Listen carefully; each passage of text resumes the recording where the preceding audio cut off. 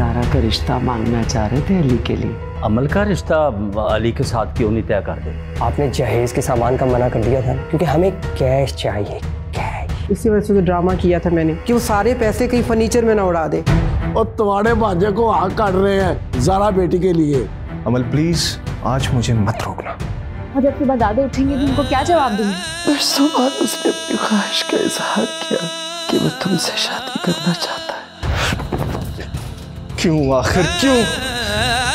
और कितना कुछ रह गया था बाकी सुनने को। तुम जो बन जाते मेरे जीने की वजह,